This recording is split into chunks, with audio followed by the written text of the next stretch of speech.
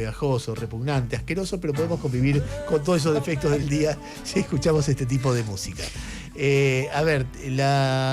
Todos estos días están atravesados por algo que a nosotros nos parece muy mal, que es que cuando una persona dice algo respecto a un gobierno, hay un batallón de guita y de alcahuetes y de personas malas que se alinean para reventarlo. En este caso le tocó a Ricardo Darín, como en otro momento le tocó a Lali Espósito, y eso, gobierne que gobierne, está muy mal y muestra mucho, más allá de que está mal, muestra mucho cuáles son las características de las personas que nos gobiernan. El domingo yo destacaba el discurso de García Cuerva, cuando en un momento habla de el terrorismo en las redes, el odio, la incapacidad de encontrarnos, la incapacidad de...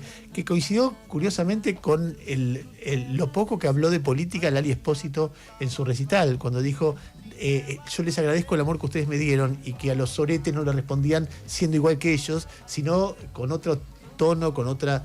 Y coincidió con el discurso de Emilio Monzó advirtiendo de que Milei quiere una tiranía, y coincidió con el discurso de Natalio Botana, y coincide con el discurso de Darín. Hay muchísima gente que está empezando a reaccionar respecto de suficiente. Hay un límite para el maltrato, para la agresión, para el odio, etcétera. Y no sé, tal vez yo sea muy ingenuo, pero por lo menos me esperanzo que a medida que el gobierno acelere más y más en el camino del odio, va a haber una sociedad capaz de resistirlo, y de resistir más allá de lo que cada uno piense sobre otras cosas. Porque hay veces que, qué sé yo, cuando Milei avanzó sobre la homofobia, hubo una reacción tan contundente que no habló más del tema. Y tal vez en algún momento la sociedad encuentre la forma de poner un límite a la agresión, a la locura, al insulto permanente y a la utilización del aparato del Estado para hacer escraches, que es lo que estamos viviendo en estos días cada día. Son las 5:42 minutos, salimos de este tema, salimos de la información, y vamos a hablar un ratito con Dolores Reyes, autora de varias novelas, la más famosa es Cometierra, que a mí me pescó en falta, porque, ¿por qué? Porque cuando empezó el debate, yo siempre soy bastante nabo en muchas cosas, y siempre, y mi primer acercamiento fue un acercamiento muy ingenuo, decir, che, ¿no será que el progresismo en las aulas se pasó 3 pueblos? Entonces entrevisté a una mujer que era las que advertían contra Cometierra, y me di cuenta al aire que no lo había leído. No es por Cometierra, es que yo... Inmediatamente en casa me esperaban en armas, me dice, yo te dije que lo leyera, no lo leíste, toma, léelo y vas a ver que hubieras hecho otro reportaje. Y cuando leí Cometierra, me encuentro con una hermosa novela sobre cómo mueren los chicos en el segundo y tercer cordón del conurbano. Básicamente es eso. Algunas chicas por femicidio dijeron, es una novela sobre los femicidios, también sobre los femicidios, pero hay desapariciones, hay muertes raras, y hay algo de realismo mágico que va uniendo el tema. En 180 páginas, que son realmente una crónica periodística fantástica para mí, de narración de una realidad que yo no conocía y que podía conocerla gracias a eso, encuentro media página donde una chica le practica sexo oral a un chico al que ama. Y eso es todo. O sea, si vos te tenés que enojar por ese fragmento, tenés que barrer del mapa todo Vargas Llosa. Pero todo Vargas Llosa, para empezar a hablar, tenés que barrer el mapa La Divina Comedia. García Márquez. Es decir, prácticamente el 90% de la El literatura Matadero mundial, de Echeverría. Claro, es decir, para empezar a ver, si tenés media página de sexo te molesta, y empezar a quemar libros, porque no terminás nunca más. Hay un juez en un distrito de Estados Unidos que prohibió dónde está Wally. Sí. Porque en una, ¿viste esa cosa bigarrada que te una lámina en la playa? Una mamá le voy a comprar para el nene y encontró un pezón infinitesimal. Entonces, imagínate, un pezón en ¿dónde está Wally? No lo ves. Qué tragedia esta época, por Dios. Y la mía lo denunció ante un juez, y el juez dijo, no puede estar en las escuelas, ¿dónde está Wally? O sea, esas cosas pasan. Contá cómo lo escribiste, Dolores, dale. Bueno, mis hijos en ese momento eran mucho más chicos. Benjamín, cuando empecé a escribir Cometierra, tendría 3, 4 años. Yo trabajaba doble cargo en escuelas. Esto quiere decir que entraba 7 menos cuarto y me iba 5 y cuarto, 5 y media, muerta, literal, muy, muy cansada. Entonces lo que hacía era levantarme y escribir de 4 a 6, ¿no? Tenía ahí un par de horas muy pegadas al sueño. 4 a 6 de la mañana. 4 a 6 de la mañana. Y en realidad lo iba escribiendo en un taller, ¿no? En un taller que después fue Clínica Literaria con Selva Almada y Julián López, y yo lo escribía para ellos y para mis compañeras. Nunca pensé que iba a llegar a hacer un libro. iba capítulo a capítulo, caso a caso, porque tiene una estructura por momentos muy cercana al policial, por momentos se despega también muchísimo. Y pensaba en eso, ¿no? Pensaba en ganarme el amor y la atención de mis primeros lectores y oyentes, que eran ellos. A las 6 ya no podía seguir porque tenía que levantar a todos, hacer los desayunos, fijarme en las mochilas, etcétera, etcétera, y salíamos para nuestras escuelas respectivamente. Y esto duró años, varios años, ¿no? Hasta que llegué a la primera versión completa de Cometierra y bueno, también llegaron unos editores muy amorosos a mí. Y yo no podía creer que iba a ser libro, ¿no? Y antes de que fuese libro ya había ofertas para traducciones al francés, al inglés, al italiano, las primeras que fueron ¿Pero saliendo. ¿Cómo? Que los editores vieron el material, te lo ofrecieron y empezaron a venderlo al exterior. No, los editores lo que hicieron fue interesarse por la historia de Cometierra, que es una vidente que, comiendo tierra que habitó una persona, la pueden rastrear, ¿no? Muchas veces lo que hace es devolver un cuerpo a una familia que está buscando un ser querido, muchas víctimas muy jóvenes de feminicidio, algún niño, alguna persona que falta por X motivo, y algunas veces, sobre todo ella está obsesionada en devolver gente viva.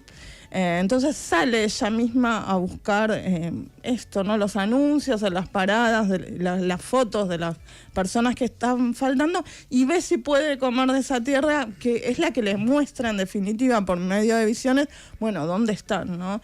Empieza a ser solicitada por la policía, en realidad por un policía en particular, que es Ezequiel, y a la vez también convive con su maestra, ¿no? Que fue alguien que también tuvo un final muy terrible y que ella la encuentra, ¿no? La señora enseguida. Spoileando demasiado. No, esto empieza la novela y desaparece la señora, ¿no? Y la señora vuelve siempre en sueños, ¿no? La habita en sueños, por eso decía que levantarme tan temprano, bueno, también me permitía conectar con ese mundo onírico, claro, ¿no? Que estaba ahí, con las sombras, con las luces, con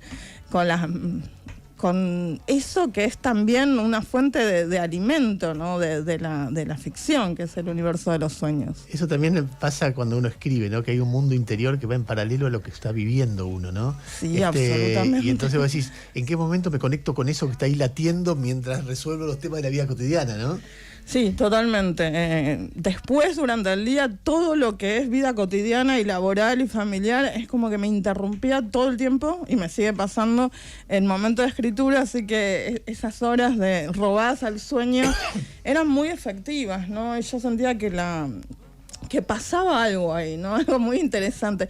Creo que cuando escribís un libro también es eso, vas descubriendo la forma de escritura de ese libro en particular. Entonces vos estabas sola, tenías 7 hijos a cargo, sí, tenías que cortar algo así como 7 hijos por 20, 140 uñas por semana, vestirlos, darlo de comer, llevarlos a las escuelas. No, también les enseñás a que se corten las uñas. Córtense entre ustedes, chicos. El más chiquito todavía viene para que le corten las uñas. Bueno, preparar la leche, hacer los deberes, sí, unos con otros, medio ese quilombo, y de 4 a 6 escribías. Sí, de 4 a 6 escribía y me resultó, y de ellos, bueno, se acuerdan mucho que al principio era como algo raro, alguna particularidad medio loca de mamá que le gusta hacer esto, y recién ahora lo ven, ¿no? Como una suerte de trabajo, pero escúchame, en ese momento era extraño. Y bueno, entonces vos lo pensaste en el taller que estabas trabajando, lo mostraste, un editor se interesó, se vendieron las traducciones y empezó a andar por la Argentina y por el mundo, me imagino. Claro, es como J.K. Rowling escribiendo Harry Potter, más chiquito, ¿no? Pero Harry Potter, claro, en el caso de ella rechazada por editorial hasta que una la agarró y ¡fum! Apareció. Y no, yo no rechacé claro, nada. Y vos de repente... Bienvenida, nunca hay que rechazar la suerte, y ¿no? de repente vos viajando por el mundo hablando de Cometierra, ¿no? Una cosa medio como... Así nos encontramos en París también. Claro, pero una cosa de tipo Cenicienta, como que alguien te tocó la varita mágica y pasó algo así, no sé, es como un cuento en sí mismo, ¿no? Sí, la verdad que fue muy, muy hermoso y sí, hubo un cambio de vida muy impresionante. Yo nunca había salido de Argentina antes de Cometierra, ni había viajado sola.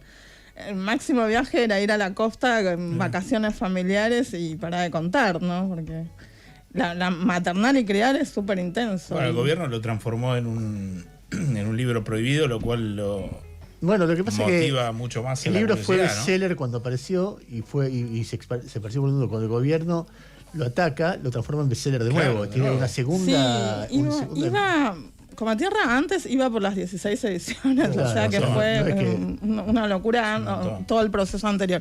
Pero bueno, con esto se amplió porque de alguna forma lo sacaron del mundo de los que nos gustan los libros, Claro. y la curiosidad fue mucho más grande. Entonces, incluso me llamaban libreros amigos y me decían, está entrando gente a pedir el libro porno de Kicillof.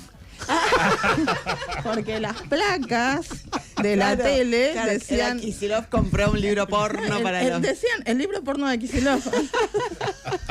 Literal, sí. Y A ver, bueno. Me cae bien esa gente, que le Muy dicen, bien, no la leas el descripción. libro porno de Kicillof y va y pide el libro porno Tuve de algunos Kicillof. reclamos también, como, ¿y dónde está el porno? ¿No? Esto no Y pasa me lo preguntan nada. a mí, hermoso. Esto es una estafa. Es que tenés que escribir un libro porno de verdad. Es decir, el tuyo que viene tiene esa almudena grande, ¿viste? Almudena grande. Sí, las edades de Lulú. Las edades de Lulú. horrible. Ella aparece con un libro que es un libro de una colección, el primer premio de la primera edición de una edición que se llamaba La Sonrisa Vertical, Sí, claro. por la vagina, que era el momento del destape.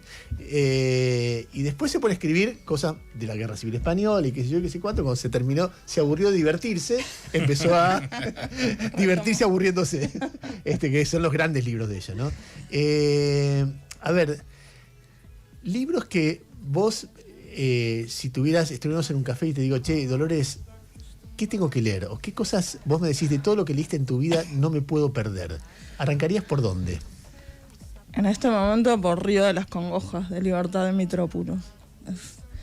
Siempre estuvo en mi top 5, pero en este momento me resulta tan impresionante que ella haya escrito ese libro en 1981 en nuestro país, en la dictadura, y propuesto, ¿no? Esa novela polifónica, justamente con tantas voces, pero todas las voces de los oprimidos, ¿no? Las mujeres, las prostitutas, el mestizo, el negro, dando una pauta, un basamento de quiénes somos, más allá de la historia que está A contando, ver, ¿no? Río de las Congojas, ¿quién es la actora?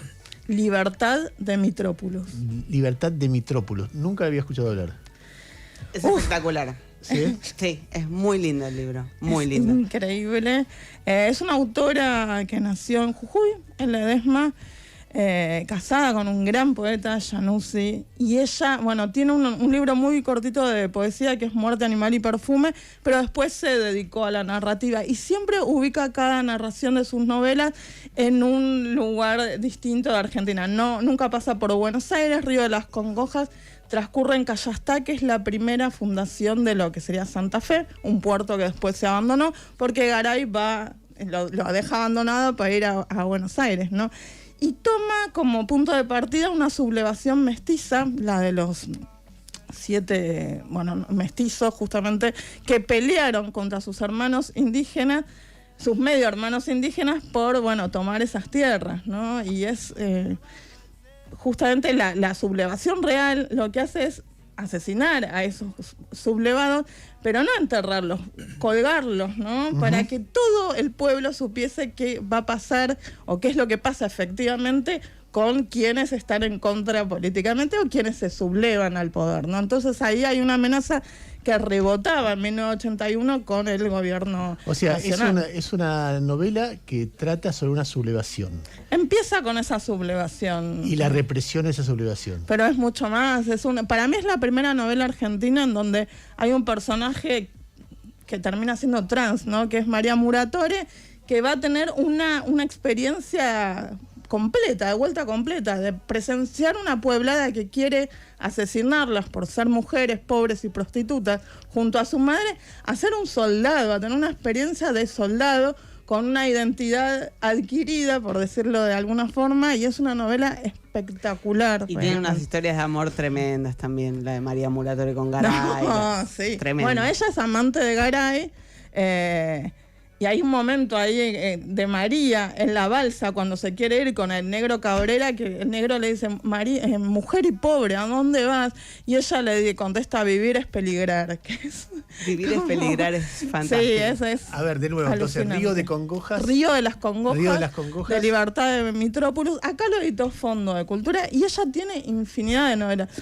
Un piano en Bahía Desolación, La Mamá Coca, bueno, Sabotaje en el álbum familiar, La Flor de Hierro. Bueno, tiene muchas novelas. Una biografía de Eva Perón, porque ella era súper evitista, sí, evitista, ni peronista, era evitista dura y pura.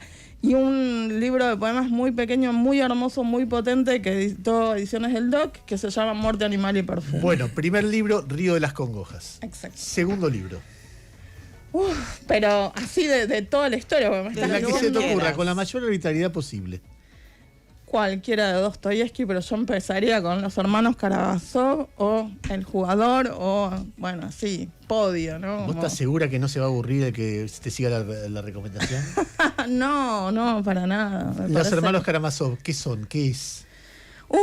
Ahí cómo narrar un crimen y una intriga familiar desde distintas perspectivas y cómo eso toma un significado absolutamente distinto, ¿no? Vamos contra el relato único también en literatura. Te traje primero una novela polifónica y ahora, bueno, las versiones del mismo hecho entre hermanos, Qué ¿no? interesante debe ser. Y tercer libro y último, dale. Tercer libro y último. Me pones la vara altísima, porque si te vas a la isla de... Cualquiera, lo que ¿qué se te ocurra. importa? No. Bueno, vamos, uno bien moderno, uno que se editó ahora hace un mes, un libro precioso que son los cuentos completos de Diego Angelino, que lo acaba de editar Eterna Cadencia, y es un escritor de origen entrerriano que yo durante mucho tiempo lo leí, lo hemos leído muchísimo, Alejandra Camilla, Concilio, Selva Almada, y que en realidad eran inconcebibles las ediciones, eran todas chiquititas, siendo que él había recibido premios, por ejemplo, de La Nación con Borges y Bioy Casares de jurado, ¿no? Mirá. Con cartas de Qué recomendación. fuerte. Sí, muy fuerte, ¿no? Impresionantes, ¿no? Leído por Onetti, leído por Roa, Qué bárbaro. muy ponderado por Welsh, y era inconcebible. Y ahora, bueno, Eterna editó sus cuentos completos, en donde está, por ejemplo, con Otro Sol también, y es ¿Diego? una belleza. Y él está vivo, Diego Angelino. Mira, Tiene Diego más de Angelino. 80 años.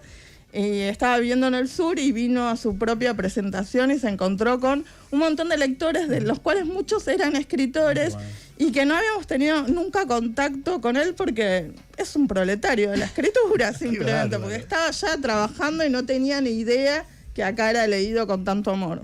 57 minutos pasaron a las 5 de la tarde. Dolores, gracias por tu presencia.